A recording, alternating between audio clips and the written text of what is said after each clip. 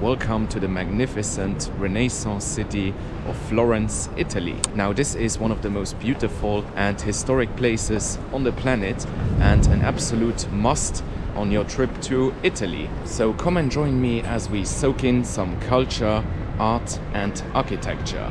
Let's go!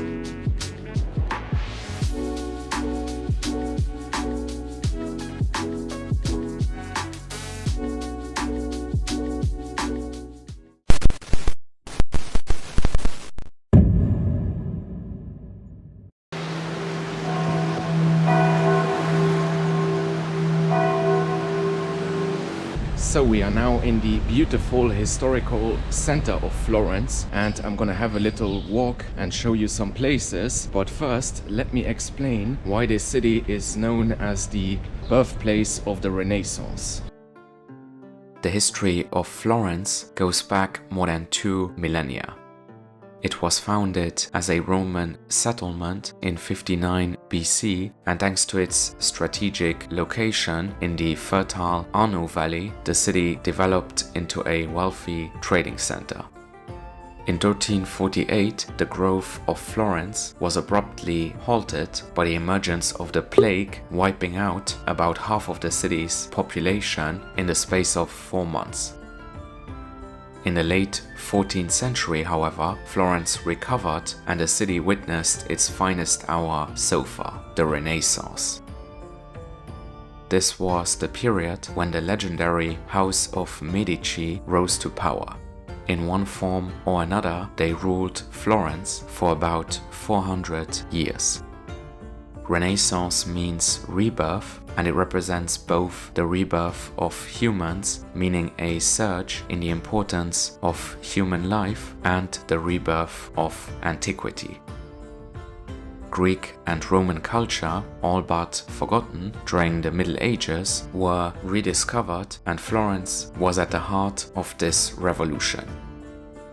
The Renaissance gave us incredible art, architecture and literature, but also advances in the fields of medicine, education, science, technology and banking. Leonardo da Vinci, Michelangelo, Machiavelli, Botticelli, Giotto, but also Amerigo Vespucci, after whom America is named, are just a few figures that are today synonymous with the Renaissance. The reason that Florence is so essential in this context is not just its status as the cradle of the Renaissance, but also the fact that its heritage is so well preserved. The historic center, or Centro Storico, is brimming with magnificent examples of medieval and Renaissance architecture, and we're gonna see quite a few of them in this video. To get the engine running, I started my day with some double espresso and a croissant in one of the city's many bakeries.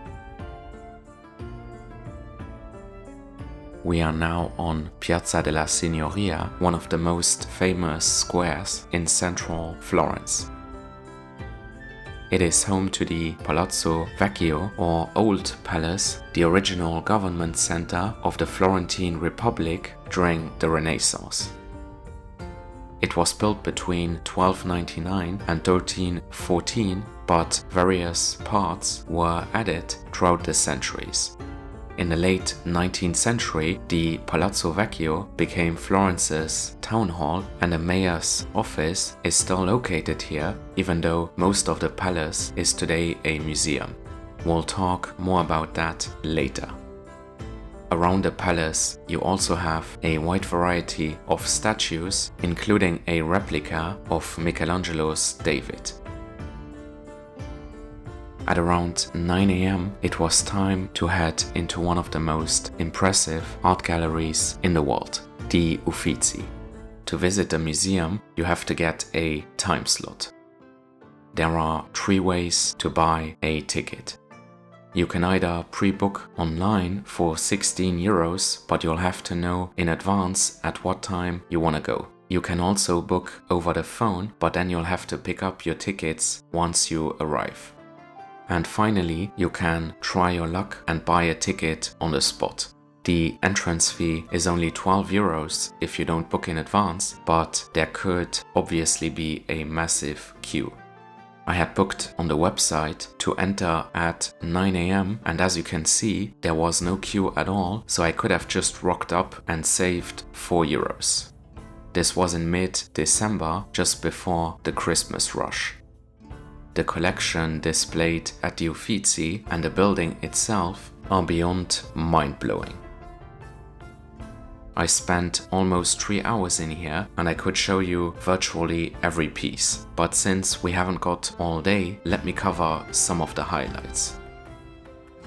These include The Birth of Venus by Sandro Botticelli, Spring, also by Botticelli, The Madonna of the Goldfinch by Raphael, The Holy Family with Young St. John the Baptist by Michelangelo, The Annunciation by Leonardo da Vinci, and many, many more.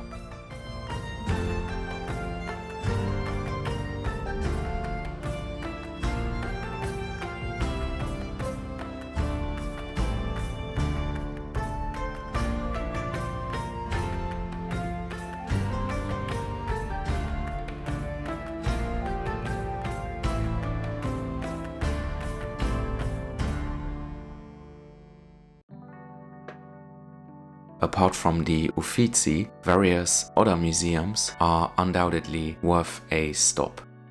I was a bit short on time, so I didn't manage to visit all of them, but here is a list of museums for your next trip to Florence. First, the aforementioned Palazzo Vecchio, hosting the Museo dei Ragazzi and the stunning Hall of the 500. Then the Palazzo Pitti and Boboli Gardens are worth a visit as well. And of course, Michelangelo's statue of David, which is located inside the Galleria della Accademia. Finally, the Ricardiana Library, which is inside the original Medici Palace, has one of the country's most impressive book collections. There are many more that I could mention, but let's move on to the city's most eye-catching cathedral. St. Mary of the Flower is an architectural marvel, and the iconic dome was designed by Felipe Brunelleschi. Construction began in 1296, but it took them 140 years to finish. The facade that you see today was completed in the 19th century. There are several buildings, including the baptistry of St. John and various museums. The cathedral is free to visit, and I had to queue for about 20 minutes.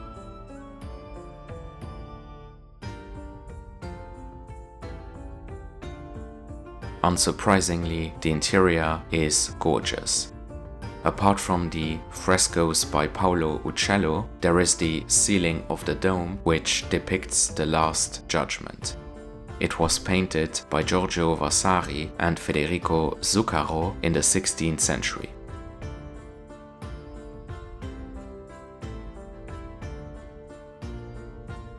After visiting Florence Cathedral, the weather turned, but there was one more landmark that I absolutely wanted to see: the Old Bridge, or Ponte Vecchio.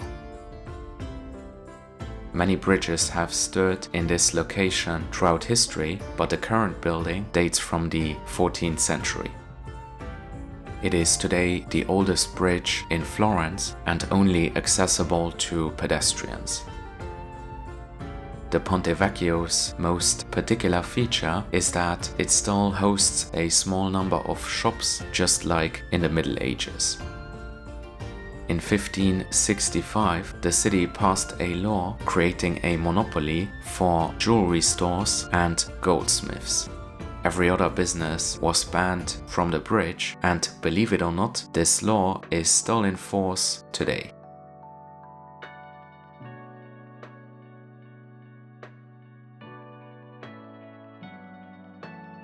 After the sun went down, it was time to get some grub, and unsurprisingly, I opted for a pizza. I found a small restaurant that was recommended by locals, and the pizza was excellent.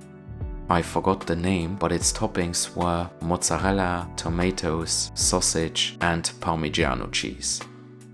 To wash it all down, I went for a Moretti beer. As our first day in Florence is coming to an end, let me quickly show you my accommodation. I was looking for hotels and came across an excellent deal on a hostel that I just couldn't pass up.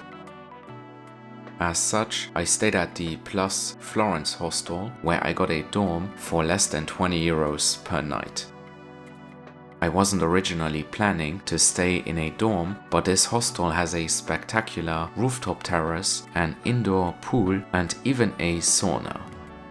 And considering that the most basic budget hotels in Florence charge at least 70 to 80 per night, I was rather satisfied with my choice.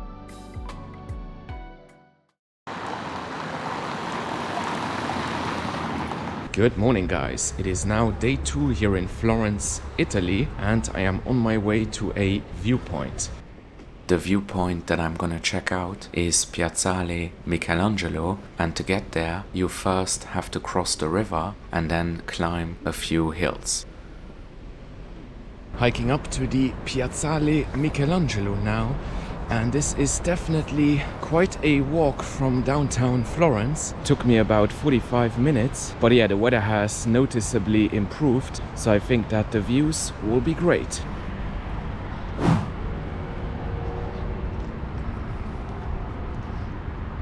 Right, we have made it to the top of Piazzale Michelangelo, and my word, the views are pretty up here. So you got the various churches that we saw yesterday, and then the Palazzo Vecchio, the Uffizi, the Ponte Vecchio, and of course the stunning old town of Florence or Firenze.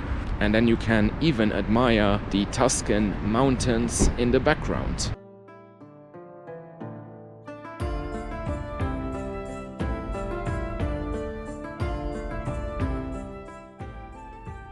After spending some time on the Piazza, I continued toward the Basilica of San Miniato al Monte, one of the finest Romanesque churches in all of Florence.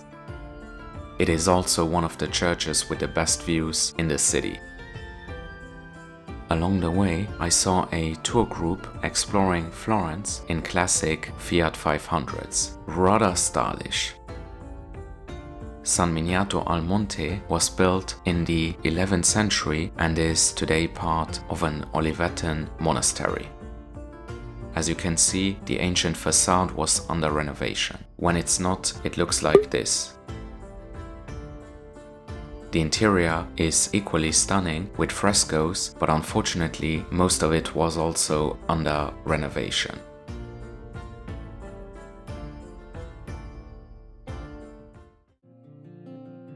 It was then time for lunch, and I headed back into the city, more specifically the Mercato Centrale.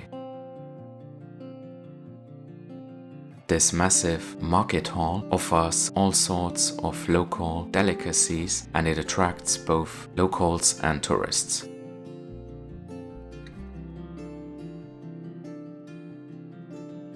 The second floor has a gigantic food court with a wide assortment of Italian dishes, but as you can see, it was ram-packed full and I couldn't find a place to sit. As such, I headed back down, where you'll find less gourmet but equally delicious options. I went for a local specialty called peposo, a Tuscan beef stew with pepper sauce. It might look a bit basic, but the meat was heavenly and it went down very well with a glass of red wine.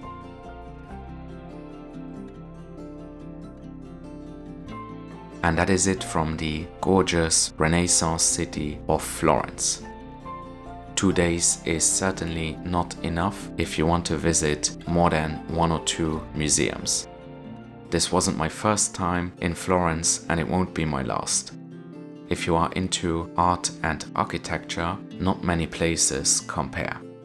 Florence is easily accessible by rail and there is also a decently sized international airport. The good thing about visiting in November or December is that, except for the Christmas and New Year's Eve period, you'll find great deals. The drawback is obviously the weather. I am not sure if I would come to Florence in July or August, as the crowds would become unbearable. But then some places are popular for a reason, and Florence is undoubtedly one of them. There is nothing overrated about this city. It is just that spectacular. Thanks for watching.